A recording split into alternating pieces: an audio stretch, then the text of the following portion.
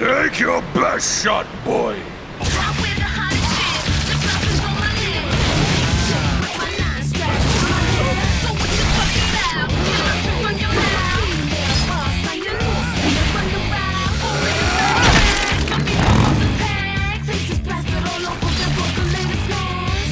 Who among us can honestly say they haven't wanted to impale a guy on a rusty spike, ass first, or lop off some heads, some arms, and torsos with a chainsaw? And of course, how about shish kebabbing a group of ninjas with a big old spear?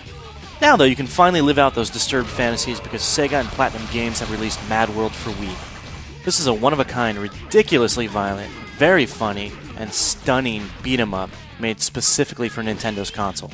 I'm assuming you've noticed, MadWorld runs in black and white. The only color you're going to see in this game is red, and there are buckets of it as you go through environments brutalizing and massacring enemies.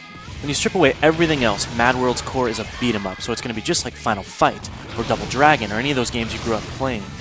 And beautiful presentation or not, if you just went around punching and kicking everybody over and over again, well, obviously it would get pretty old pretty fast.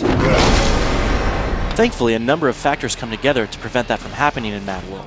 First of all, there's a compelling concept. Terrorists have invaded and taken over Varigan City and changed the entire location into a giant game show called Death Watch, where the only thing you have to do is survive, namely by killing everyone around you. Why would anybody do this? Well, because they've all been poisoned and they're only going to get the antidote if they fight.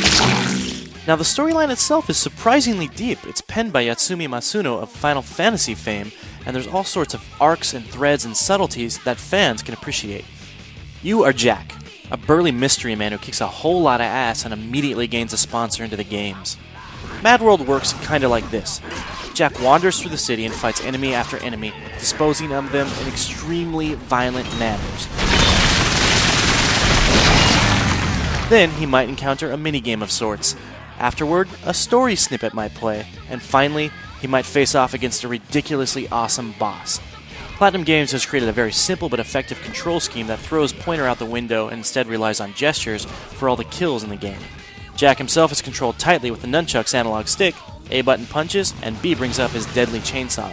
Chainsaw in hand, you can slice enemies vertically or horizontally, depending on your preference. The controls feel good, but one thing I really like are the finishers in the game, not only because they're extremely violent and bloody, which they are, they're also cinematic, but because they're also very rewarding to perform. When you trigger a finisher, you'll be prompted to make an on-screen gesture, and when you do that, the results are so nasty and so over the top, you won't know whether to wince or laugh at some of this stuff. All these great stylized visuals are complemented by an equally stylized soundtrack. The game's backed by 20 awesome hip-hop artists, and I wasn't sure it was going to work in the end, but it totally does. It's actually quite brilliant, and it really fits the mood of the game.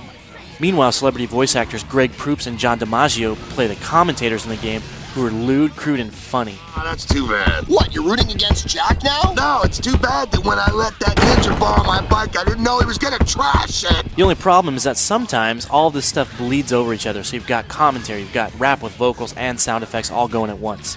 A bigger concern though, and actually the biggest gripe I have with the entire game, is the camera system, which is occasionally wonky. This is primarily true because it's manually controlled, but you can't actually rotate it. You can only center it behind your character with a tap of a button. Thankfully, there is a lock-on system, however, that lock-on system is not perfect. You actually have to hold the button for a second to get a character lock, as opposed to just tapping it, which would have been quicker. The configuration is not perfect, but you will learn to forgive it, especially as you encounter new minigames and fun, epic boss fights. Both of which, I might add, really mix up the gameplay formula. On normal mode, MadWorld's going to take most gamers about 5 to 6 hours to complete, but you do unlock weapons like this double chainsaw after you complete the game. And let it be known, there is a big, big difference between playing MadWorld on normal and difficult modes. In the latter, you've only got one life to spare, enemy AI is much improved, these guys will actually dodge you, and not only that, each hit's going to take you down considerably. Get hit a few times and you're dead. Extending replay value just a little bit farther is a 2-player mode where you can compete with a friend in various mini-games from the main mode. I wish instead there was a cooperative online mode, or in fact any online functionality including leaderboards, but this is still a welcomed addition that fans might just like. All things considered, MadWorld is one of the most stylish, gory, and funny games I've played, and one of the great beat-em-ups of our time. For our full written review, check out IGN.com.